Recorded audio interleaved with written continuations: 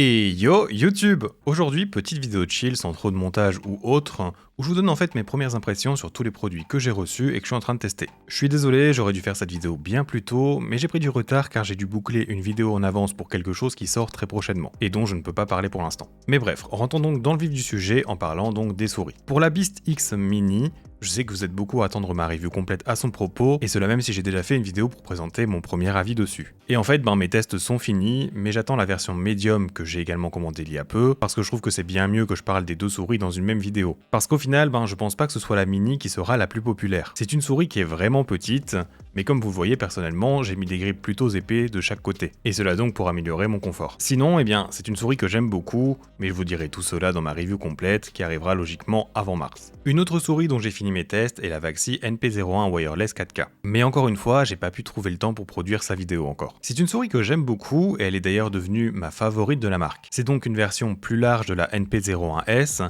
et elle me convient mieux juste pour ça personnellement. J'avais déjà eu un gros coup de cœur pour sa version filaire à l'époque, il me semble avoir dit dans sa review d'ailleurs, mais ici la forme est encore meilleure. En fait, elle a eu quelques petits changements sur l'avant droit de la souris, que personnellement je ressens pas spécialement, mais il y en a eu aussi un au niveau du creux sous les boutons latéraux. Ce changement fait que la virgule à gauche est un tout petit peu moins prononcée, et cela me permet tout simplement de pouvoir profiter d'une plus grande liberté dans les mouvements de mes doigts, sans rencontrer donc cette partie. C'est probablement l'une des meilleures formes de souris en termes de confort pour moi, faisant un mix entre du fingertip relax et du clou en pince, en posant donc mes phalanges sur le côté droit de la souris.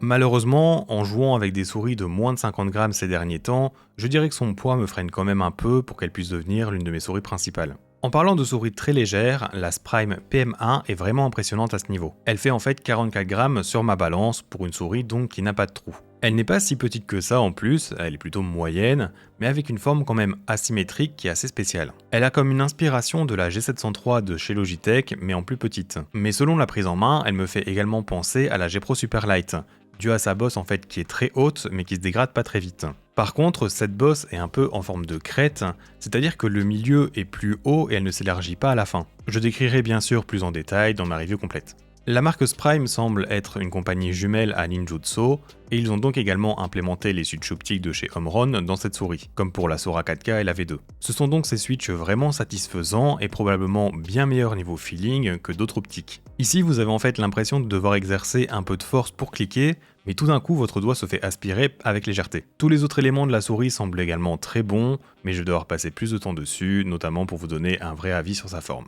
Ensuite, je teste également la Lethal Gaming Gear LA1, dont sa sortie a été retardée car le premier batch avait des problèmes de qualité de construction sur le côté gauche de la souris. Maxisport a quand même décidé de stocker ce premier batch à un prix réduit, et personnellement, après 2 jours de jeu pour l'instant, je n'ai remarqué aucun problème, même en sachant où il se situe, donc voilà. À voir donc avec plus de temps de jeu. J'aime bien sa forme, c'est une souris avec une bosse placée vers l'arrière, et elle est plutôt fine. Et personnellement, ce que j'adore encore plus, ce sont les creux de confort dans les clics. Ils sont en fait excellents pour lock vos doigts dedans, en tout cas pour moi qui ai un relax fingertip. Les patins de base sont directement des core pads je pense, ce qui est donc une très bonne chose. Et pour l'instant, le défaut que je pourrais trouver à cette souris, ce sont les boutons latéraux qui sont pas trop agréables, avec un peu de pré et post-travel. Et finalement pour les souris, j'ai aussi reçu la Endgame Gear OP1 Dark Frost, qui est donc la version filaire et RGB de cette forme. Vous l'avez aussi en version sans RGB moins chère, ou sans RGB avec une connexion Wii-K pour plus cher. J'ai déjà review la version sans fil de cette souris, et donc je sais en fait que la forme ne me convient pas trop. Mais si vous avez des petites mains ou vous aimez les souris très fines, elle pourrait être l'un des meilleurs choix budget. Son revêtement est exceptionnel, l'un des meilleurs du marché, et la grosse particularité de la souris, c'est qu'elle a des switches hot swap. C'est cependant propriétaire dans le sens où vous devez acheter les switches vendus par la marque pour profiter du hot swap. Il faut juste dévisser et connecter un câble pour les changer, mais en soi les switches sont soudés à leur PCB vendu avec. C'est cependant quand même une bonne chose pour pouvoir tester différents switches. Et d'ailleurs, les switches de base sont les nouveaux Kailh GX qui ont leur distance d'activation réglable. Par contre, je suis complètement déçu que ce ne soit que sur la version Wii-K, car les RGB et non RGB ont les switches, mais eux ils ne sont pas réglables dans le logiciel. Je sais pas trop pourquoi ils ont fait ça. Je voulais pouvoir vous en parler en ne prenant pas la Wii-K et en fait je peux pas. Passons maintenant au clavier que j'ai depuis un petit moment maintenant, le Fnatic Streak 80LP. Je vais vous proposer ici une mini review car vous savez que les claviers, ça m'intéresse pas trop. J'ai en fait un Wooting depuis 1 an et demi et je vois pas l'intérêt de tester autre chose. Fnatic m'a cependant envoyé cette nouvelle version du Streak, qui est l'un des seuls claviers low profile disponibles, que ce soit touche et switch. Et en vrai, il y a plusieurs choses que j'aime bien sur lui. Premièrement, je trouve que le clavier est vraiment très beau en tout blanc et il y a même un câble custom de fourni avec, ce qui est donc une très bonne chose. Deuxièmement, la molette de volume est vraiment ultra satisfaisante. Genre c'en est un point où il devrait le vendre en tant qu'objet anti-stress, je trouve. Les crans sont très légèrement prononcés, mais elle est très fluide. C'est un peu dommage que j'en ai pas d'utilité du coup. En troisième, j'ai été assez surpris de voir la réactivité des switches. La distance d'activation du low profile est vraiment petite, ce qui les rend donc très bons niveau performance. Bien sûr, c'est pas au niveau des switches magnétiques, mais je pensais vraiment que j'aurais du mal à faire la transition, mais avec ces switches, c'est complètement ok. Et pour le quatrième, je dirais que niveau confort, le low profile, c'est quand même vachement bien. Les touches sont basses et ma main est vraiment au naturel pour le jeu ou la frappe de manière générale. Par contre maintenant, en termes de moins bien,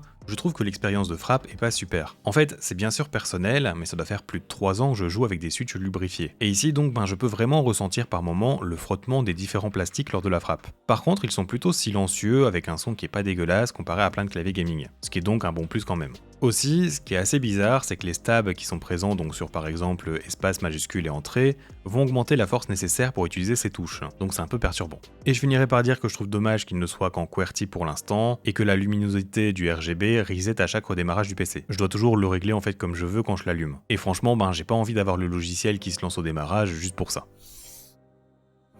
On peut maintenant parler des différents tapis, et pour l'ordre de passage, on va les mettre par ordre du plus contrôle au plus rapide, comme ça vous pouvez déjà visualiser. Cependant, ce sont tous des tapis qui ne sont pas super éloignés quand même, on doit être dans une fourchette entre 4 et 6,5 sur 10 de vitesse, quelque chose comme ça. Le premier, c'est le nouveau tapis de chez Soku, le Kaizen Pro. Il va certainement faire plaisir à ceux qui aiment le mauve. Il est tout fraîchement disponible sur Maxisport d'ailleurs, et s'il vous intéresse, n'oubliez pas mon code FRA5 pour gagner 5%. C'est de loin le meilleur tapis de la marque niveau feature, car ils ont en fait changé leur base en caoutchouc classique pour du polyuréthane. Cette base donc se rapprochant des propriétés du peau rond qu'on peut retrouver chez les tapis artisans. La surface en tissu en soi peut se rapprocher de celle qu'ils ont utilisée pour leurs autres tapis comme le X1 ou Pengu Edition. Et ce n'est pas négatif car elle est plutôt agréable avec une glisse équilibrée. Mais par contre, la base est de fermeté X-Soft, ce qui permet de débloquer de la force d'arrêt supplémentaire au besoin selon la pression que vous exercez sur votre souris. Cela le rend donc différent et je trouve d'ailleurs que c'est une bonne combinaison pour les personnes cherchant un tapis contrôle mais pas lent. Le tapis suivant sera le Vaxi PB V2 dont mes tests sont déjà terminés. Je vais donc pas le décrire en long et en large car je vais grouper sa review en même temps que la NP01. Mais sachez que c'est probablement l'une des meilleures surfaces en tissu qui existent de mon point de vue. Il a ce petit truc que d'autres n'ont pas niveau glisse. C'est globalement le même tapis que le PA noir, mais avec une base en 2 couches et un peu modifiée. En fait, une partie en silicone a été ajoutée sur le dessous, lui donnant donc une excellente constance niveau rebondi, il est vraiment ferme. L'ensemble de ces modifications va faire que le tapis est extrêmement fluide dans sa glisse et très agréable sous les patins, ce qui ne sera pas toujours le cas chez des tapis qui sont plutôt contrôle. Il n'est pas aussi contrôle du coup que le PA noir, il a moins de force d'arrêt,